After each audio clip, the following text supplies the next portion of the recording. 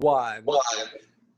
Good afternoon. This is Lee Iben with Business Basics, and my special guest today, I'm so excited, is Beth Pelton, and she is the founder of Body Moves Fitness Studio, conveniently located in Clock Tower Plaza out in Coralville. Hi, Beth. How are you? I'm just fine, Lee. How are you today? I'm doing great, thanks. Hey, good. So That's what we need to be saying these days, right? All of us, right? We do. That's right. Absolutely. So tell me, you're the founder. How long has Body Moves been in business, and tell me about the business. We are in our 8th year of business. Wow. 8 years. Yep. And we are a fitness and wellness center. Okay. And I do mean we have group fitness classes, a very strong program in small group personal training, but overlying all of that and interwoven is a very strong component of wellness, all dimensions of wellness, body, mind, emotion, spirit, the social dimension of wellness. We subscribe to the Blue Zones concepts, to lifestyle medicine principles, and we're very closely tied to the Functional Aging Institute in philosophy for how we conduct our programming and our fitness. So that's what we do, and we're loving every minute of it. Well, and aging can be a graceful thing. Is that correct? It sure is. There's so much ageism that needs to be, the myths need to be burst. We have the biological age is far more important than the chronological age. And we know that at age 50 you can join AARP, which does that make you a senior? Well, you could spend half of your life as a senior. So that it's silly to think of the aging and the idea of demise and it just is so false. It is. Don't believe everything you see on TV, right, Beth? That is right. That is right. A lot of fiction. Too much. Yes. You know, I just, between you and I, when I see these ads on TV for senior centers, I'm just not buying into that. I mean, now granted, I have longevity in my family. My great-grandfather lived to be 104 before he passed away. But wonderful. It's mindset, Beth, right? Oh, it is mindset, and knowing, really have good knowledge, have a very positive attitude, being aware of what's factual and what isn't, and living a good lifestyle and having a strong support system around you. Those are very important, but it sure can make for a longer, happier, healthier life. Right. Well, and you have to know that really the only thing we can control is our reaction to the world around us, correct? That is right. That is one of the few things we can control. Yep. Is the glass half full or half empty? Yep. That is so true. And it's just, when I work with business owners, we talk so much about mindset because are we living above the point or below the point? Right. And so tell me how you integrate the physical moves that you do, but you also work on that psychological, that mindset, that positive energy that comes forward, correct? We do, and it goes to the very basis of the wellness model. I was a faculty at the University of Iowa in health promotion, so what I brought to the business was a very strong background in health and wellness. So I was a health professional before that, and so I brought to the business that background and incorporating. I just can't imagine having a fitness facility without incorporating the entire total human being. And the considerations that need to be made. So really all of our programming is related to that. And the types of movements that we teach and practice here, lots of mind-body movements, a lot of brain health movement. There's a lot of real strong evidence of the types of movements that we use that stimulate brain activity and keep us alert. So all of that, plus very strong social interaction, which is real important in wellness. So we incorporate all of that into our programming. Yeah, you just cannot detach the mind from the body. Cannot. No, you're doomed for failure. You really are. You know, you really are. It all works together. It really does. We have, we have a very strong educational mission. So Good. you'll always, people who come here are not clients, they are students. They are known as students. And if you're 92, you're a student because you're going to learn something when you take a class or you do a workout or attend one of our workshops. So there's always some educational component, but we look at fitness, and of course you can't read this, but this really is the model. It's colorful. I like it. Function, it is the honeycomb model.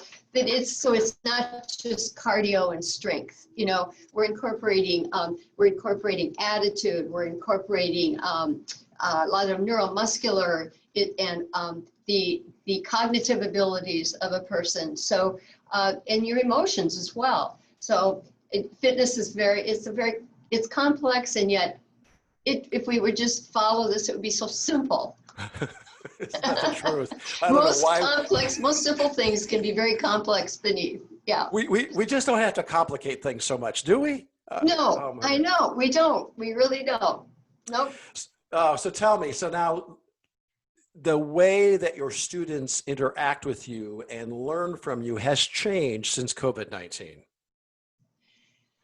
Most definitely. You know, we are a fitness and wellness center. So there was a lot of it was all in studio, and a very strong, supportive social community, both among the instructors and the trainers and the students. So it was the whole process of moving people toward fitness and wellness was highly dependent on us being physically together in the space. Right. Plus, the majority of our students are above the age of 50.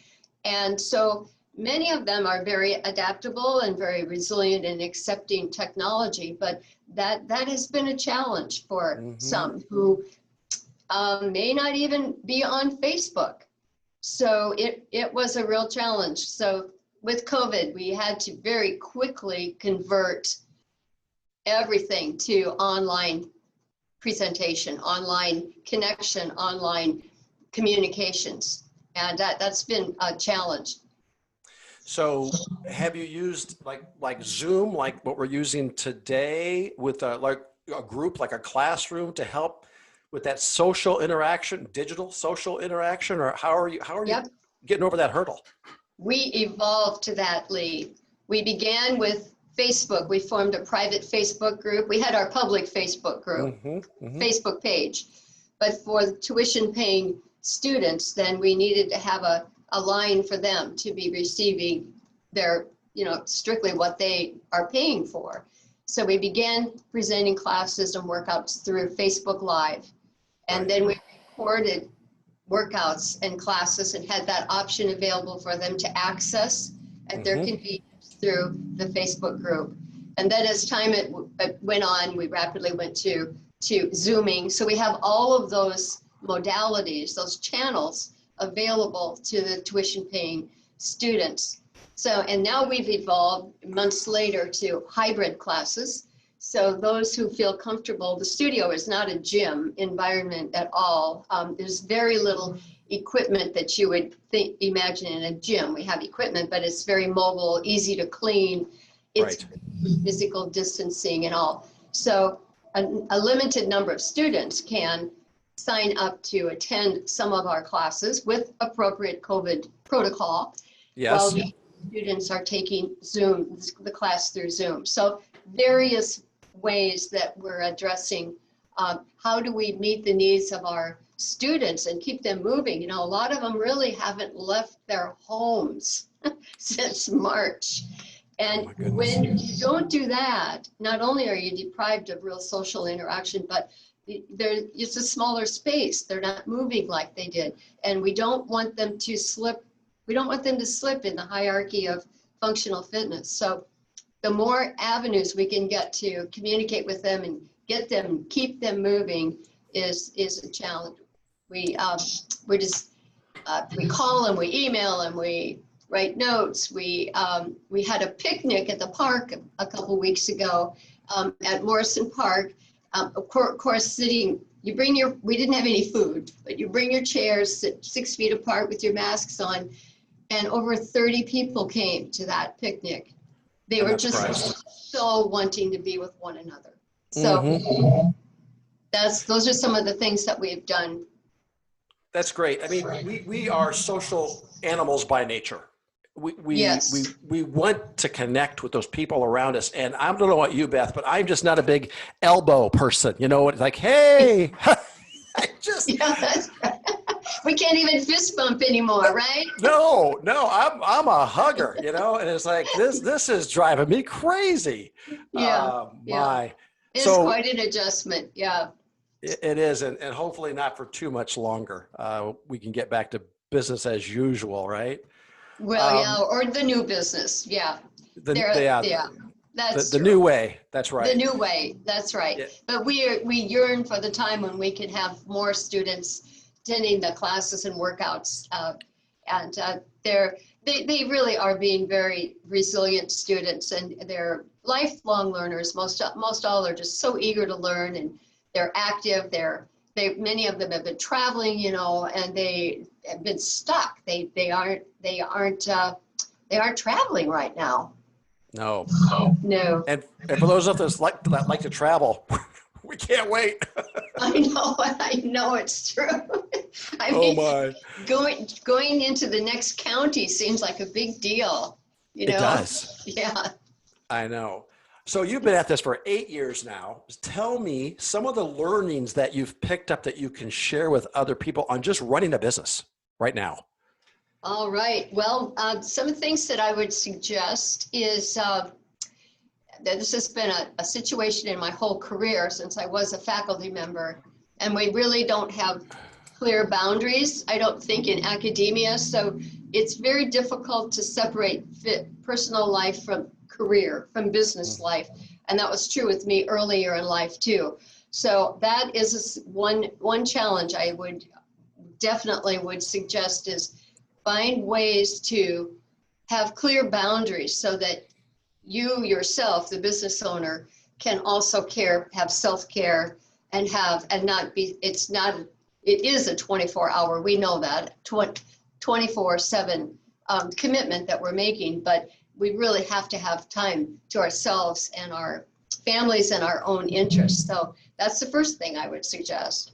Good. And I have a second thing too, and that Please. is, yeah, and that is of course, a business network. A person definitely needs, not only locally, and we have wonderful friends here in the local community, but in the fitness industry, it's been so important to me as a sole proprietor and also a non-franchised business that Hmm. I extend and reach out beyond the community, into my profession, and I belong to mastermind groups, and so there's good open exchange and problem solving that's so critical. So those are my two suggestions of establish boundaries, some boundaries between personal and business life, and that having that source of networking and support outside. And that's so hard, isn't it, Beth? I mean, especially now that we have our cell phones, and you and I both remember when we didn't have cell phones. And Yeah. and and now it's like, oh, I got a work email, I got to respond to that. Oh, and they want to know if we want to go out for dinner. It's all on the same device. And it's just hard to Yeah. pull that apart. Yes, it is. Yep, it Yeah. is. And our students have, many of them have my cell phone number. Hmm. So it's not just through the business. So, yeah, absolutely. Right. But it's okay to put the cell phone down and go for a walk and just walk away. Yep. Just Yeah, walk away. it is. It really is. Oh my. If we could all just do that, right? That's Oh my right. goodness. Yeah. And you're so right too about the social networking, but the not for personal, but the business networking it's vital to all of us. Oh, yeah. There's so much problem solving that occurs. And although there's similarities, of course, among businesses, we always think that our business is unique, each of us, and Right. we need to reach out. If you're the only owner, there's not a partner, then you've really got to reach out to people who've been through it, who've got expertise. It's so important. It is. I'm part of mastermind groups as well. I'm also in a group with other business coaches around the world.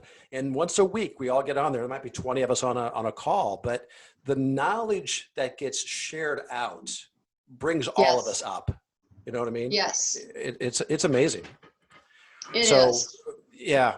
So tell me, what is it that gives you your daily inspiration? Well, I'm in fitness and wellness. And so this year of 2020, which I've seen a t-shirt that gives it a 1-star rating, and I'm for that, I agree. I agree. But something that is so inspiring to me with the horribleness of COVID, and now we've just experienced this massive weather alert from the derecho, is there is a genuine interest and almost a demand to really let's look at a health-based world that's positive and progressive, proactive, and not disease-based, not negative, not how do we, not reactive. And so in health and fitness, I see that looking at how we treat other humans and how we respect other humans, how we treat animals, or how we are mistreating animals, how that is affecting the climate of the world, how we treat each other and animals and the planet, how that is affecting our diseases that we are getting. And the evidence that in so inspiring to me, the evidence of we know that cardiovascular disease and obesity and diabetes and many cancers actually can be prevented through lifestyle practices. And if they are contracted, they can be treated largely through lifestyle practice through the help of your health professionals. And many of them can be reversed through simple lifestyle measures. And that's very inspiring to me. So that's a lot of what gets me going every day. So how do you do that, Beth? How do you get somebody who's locked into a way of life? And it's not the healthiest, right? But it just takes some minor tweaks and modifications to change their lifestyle so that they all of a sudden their attitude changes, their health starts to change, they're more physically fit. But what's that pushing point for them? Oh, absolutely. It could be a huge life event, and that's the big scare ones. But you're probably familiar with the book Atomic Habits, which means we start out with the smallest of changes. And that really is the key to overall health, and knowing that we as myself as we call ourselves mature adults, by the way, not older adults. Thank you. We've spent a lifetime of getting to where we are. So just saying I'm going to change tomorrow, of course, is just ridiculous. So we need to break it down, as you say. And we start with building awareness, and then have looking at our belief systems and seeing how that matches, and getting new knowledge and new skills. But that's a process. So in our business at Body Moves, we are aware of this from the beginning. What is it that brings the person to us to begin with? And then how do we help them piece by piece? Yeah. In business coaching, we call that head trash. You got to dump that head trash and just phrase. Get rid of it, and start clean. So. Yep. That's a great phrase. Well, you're welcome to use it. Yeah, thank you. All right, Beth, we are just about out of time. Don't go away. Again, thank you all for watching today. This is an episode of Business Basics brought to you by ActionCOACH Campus. I'm Lee Iben. I'm the head coach here. And my special guest today, of course, was Beth Pelton with Body Moves Fitness Studio in the Clock Tower Plaza in Coralville. So please pay her a visit. She can certainly help. Beth, thank you again. This has been a pleasure. Thank you, Lee. Thank you.